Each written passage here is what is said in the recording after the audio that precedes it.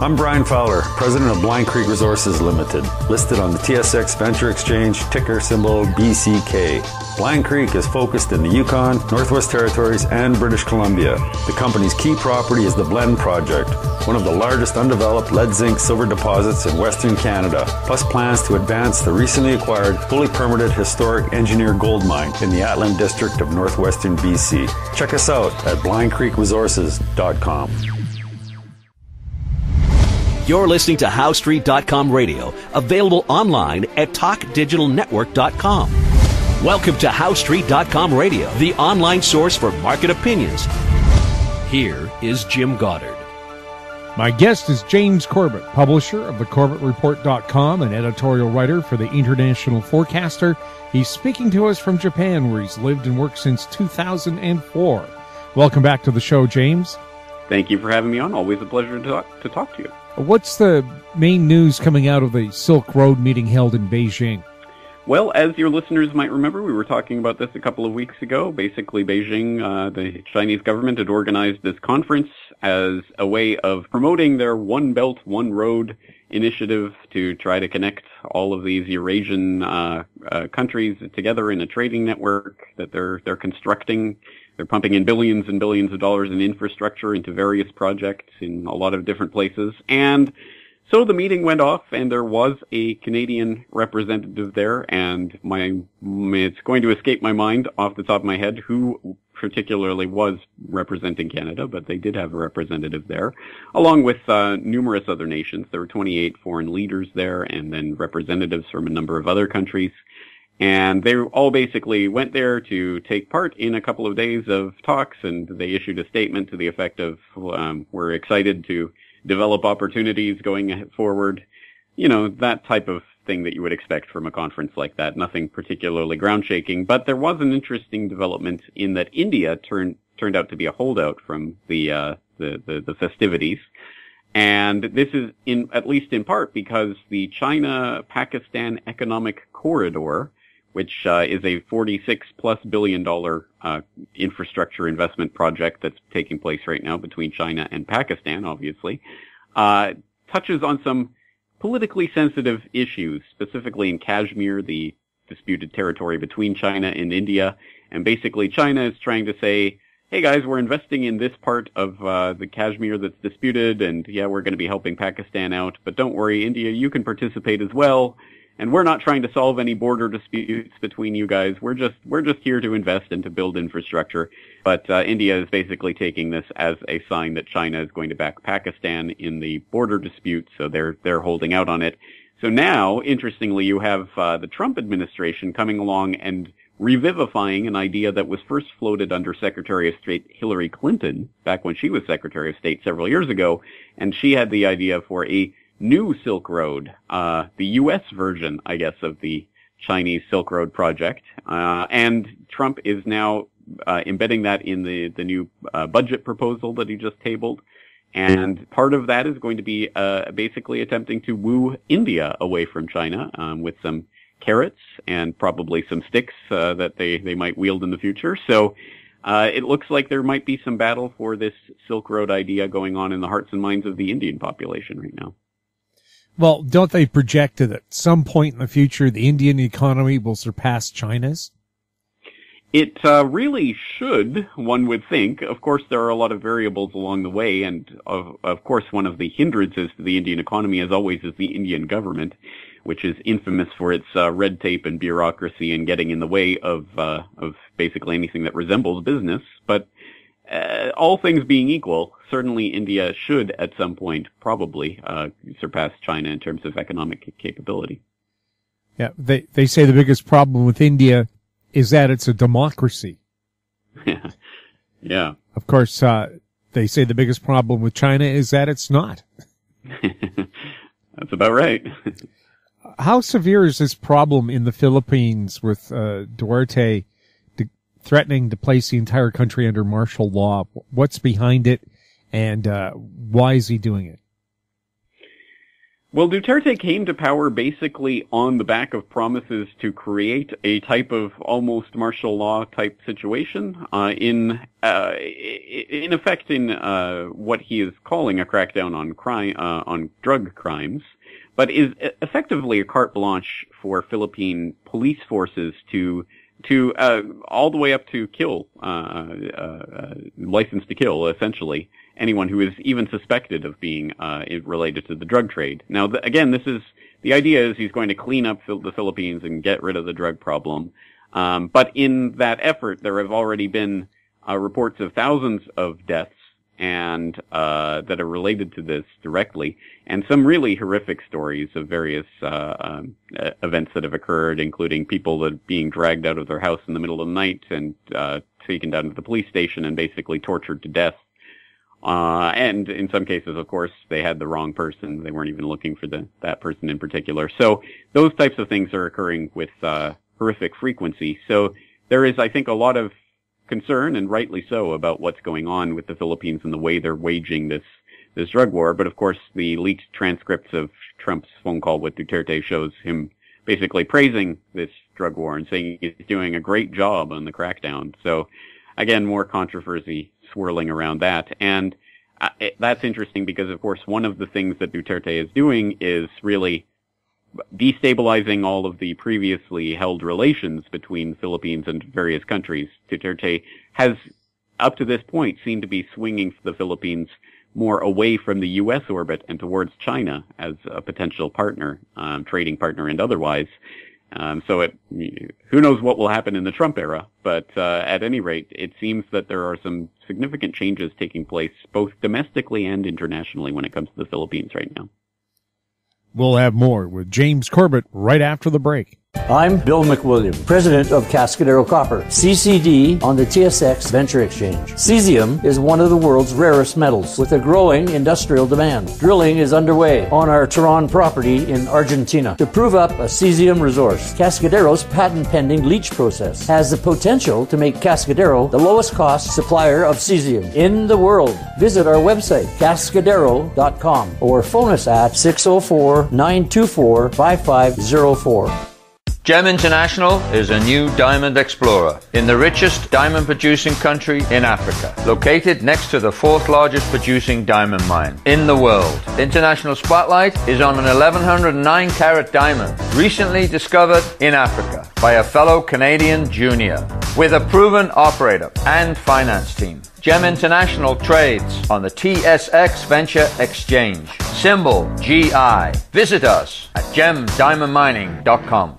Welcome back. We're speaking with James Corbett. James, Canada and Japan look to revive the Trans-Pacific Partnership? That's right. You thought it was dead, but maybe they're going to attempt to go ahead with it or something like it. Ministers from 11 nations. Of course, we know that the TPP involved 12 nations. The Trans-Pacific Partnership was a free trade deal that was being negotiated between 12 different nations, including, of course, the United States, along with Australia, Canada, Mexico, Japan, various other Pacific Rim nations. But of course, the United States pulled out under Trump. Really the only campaign promise that I can think of that he held, that he carried forward in an unproblematic way. The U.S. did pull out of the TPP, and it was seen to be dead on arrival at that point. Of course, the agreement as written would have required all of the countries, all of the signatories to ratify it. So the U.S. pulling out did formally kill that agreement as it stood, but now the other 11 signatories are coming forward and saying, well, maybe we can just go ahead with a deal amongst ourselves. Now, of course, that is not going to that's not going to be as important to each of the individual economies as one with the United States would have been, but it still could be a significant step. And in fact, it is interesting that Japan has reversed its position that it was saying just a few months ago. Prime Minister Abe here was saying that TPP without the U.S. would be quote unquote meaningless. But now they are at least talking to Canada in particular, as well as some other nations, about the possibility of going ahead with it anyway. And basically the reason that they are going ahead with this is because of the Regional Comprehensive Economic Partnership, the RCEP, that Beijing, China, is pushing in the wake of the TPP's demise. They're going ahead and trying to form their own Pacific Rim Trade Pact with China at the helm, and they're talking about bringing in not only the TPP nations, but Latin American countries being invited to join. So they're looking, China is looking to spearhead a pretty large regional framework for trade. And so Japan and Canada and some of the other TPP nations may be worried about China's growing influence, are trying to head that off at the pass by forming a TPP, which then potentially could be used in a type of bilateral trade deal with the U.S., i.e. the TPP as a trading bloc dealing with the United States, which could give each of the individual nations more leverage, including Canada, more leverage over the U.S. in trade negotiations.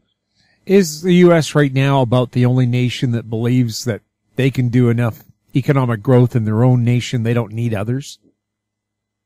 It seems to be that way. I'm not sure if, it's an open question, I think, as to what the Trump administration actually believes, but it seems that's what they're attempting to project. And of course, that is signally untrue in the current state of the global economy and the interconnections that take place at every level, and the fact that the United States has basically outsourced most of its manufacturing capabilities to places like China. So I think that the Chinese trade is extremely important to the United States, something that they would find out if they did have an actual trade war with China, although that possibility seems to be becoming more faint as we move forward, and it looks like a lot of the talk and bluster of the campaign trail is fading away. So, but yes, I think every nation understands that China is going to be a force to be reckoned with one way or another, whether that means engaging with them with open arms, or whether that means trying to form alternative trade pacts to head off their influence. Either way, I think China is going to be the elephant in the room. We'll have more with James Corbett right after this. I'm Douglas Mason, President and CEO of Rainy Mountain Royalty Corp., RMO on the TSX Venture Exchange. Rainy Mountain's Brunswick property is located in the Rideout Shear Zone in Ontario. With grab samples running as high as 32 grams per ton gold, a drill program will commence this spring to test the numerous targets located by recent groundwork. For more information, visit our website, rmroyalty.com. Keep informed. Receive our weekly recap of thought-provoking articles, podcasts, and radio delivered to your inbox for free. Sign up for the HowStreet.com weekly recap on our homepage, HowStreet.com. Welcome back. We're speaking with James Corbett. James, the Chinese banking system, how solid is it? Moody's downgraded China's rating. Was it important, or will they bash on somehow? It is important, and it's important if for no other reason than Moody's and other ratings agencies. Their ratings are performative acts. If they downgrade some economy, or they downgrade the debt of a bank or an institution, then that creates a problem for that institution, even if there is no underlying basis for the rating change. And of course, there have been concerns about the Chinese economy generally, and the Chinese banking system, and the shadow banking system in China. So I think there are reasons for investors to be wary about what's going on in China and China's credit rating.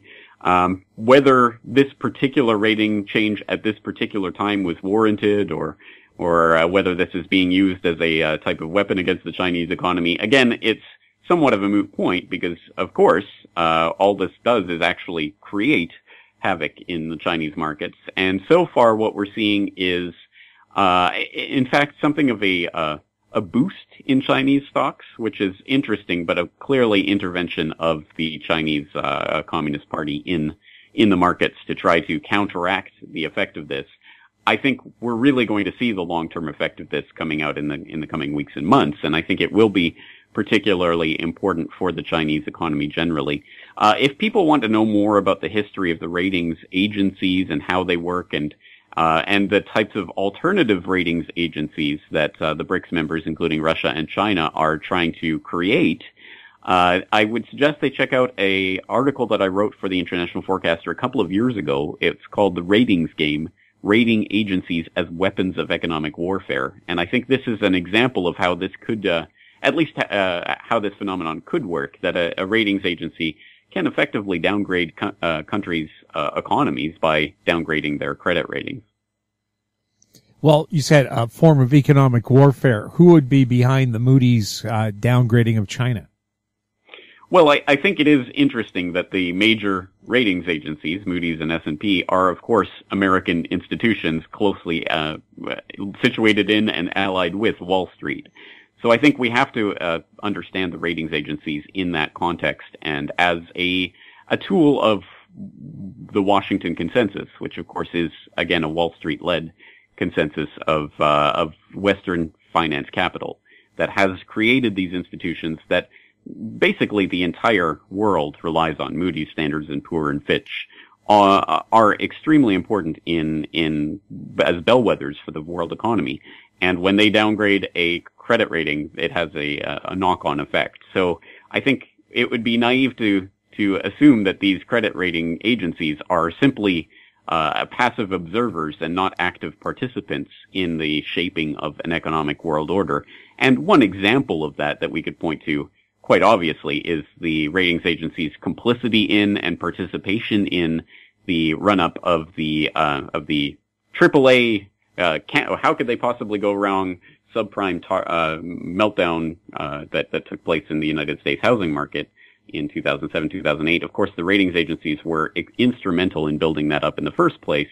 So that's just one example of how these might not be the most passive and impartial observers of events, and these ratings agencies are in fact actual participants in them. And I think again, when we see it in that light, we should always at least be questioning why certain ratings are given at certain times and why they're rolled out in the way that they are. Is that why the Chinese government is rejecting the credit downgrade as being inappropriate and says it exaggerates difficulties?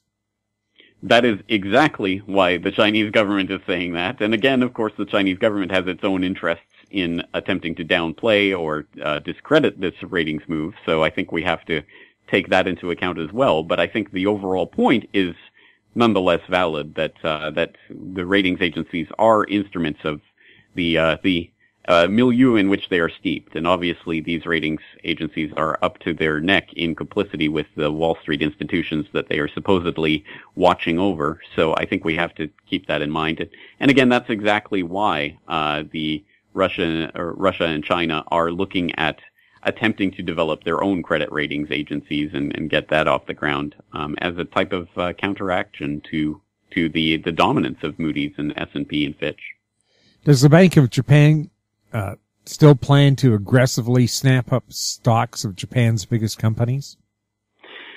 Yes, and in fact, there was an interesting development this week where Ben Bernanke came to speak at the Bank of Japan headquarters in Tokyo, and he gave an interesting speech in which he called for coordinated action between the Bank of Japan and the government. He said that inflation is still well below the BOJ's target of 2% and not decisively on the path to the target. The tools used in the past few years are running up against their limits, by which I think he's referring to the fact that the BOJ cannot continue buying bonds to the extent that they are in the open market. And so he says the key elements of a possible approach are first, that the government commits to a new program of spending and tax cuts, and second, that the central bank promises to act as needed to offset any effects of the program on the path of Japan's ratio of government debt to GDP, i.e., he is arguing for direct collaboration between the Bank of Japan and the Japanese government. Now, of course, the idea is that these institutions, the government and the BOJ, are supposed to be separate, they're supposed to be independent, so that it's not simply a rubber stamp monetization of debt that's going on. Now, of course, that ultimately is exactly what does happen, but there at least needs to be the idea that these bodies are kept separate. But basically, Ben Bernanke is saying, take off the mask and start coordinating these actions together so that you can straight out monetize the debt. And that's perhaps not surprising coming from Ben Bernanke, but still interesting that he's going to that he's essentially dropping the mask like that. So yes, the Bank of Japan is going to continue doing what it needs to do as long as it needs to do it. And if they are committed to this 2% inflation target, they may very well be coordinating with the Japanese government on a spending spree and tax cut spree in the near future. Is it true there's a potato chip crisis in Japan? I know there are shortages, and I don't know all the details of why there are. Thankfully, it doesn't apply to me because I don't eat potato chips and I don't care, but but I know there are shortages going on right now. Wow. Well, I guess they love Anne of Green Gables. Maybe the PEI connection will work out for them. You would be surprised how I think love is an understatement. They are crazy about Anne of Green Gables over here, and I kind of scratch my head at it. But yes, it certainly means it's good for the tourism business in PEI, I think. So that's all to the good. And bring home some potatoes. James, thank you so much for chatting with us. Thank you for having me on. My guest has been James Corbett, publisher of thecorbettreport.com. He was speaking to us from Japan. You're listening to HowStreet.com radio. Find us on Twitter at TalkDigitalNet, on YouTube or Talk Digital Network.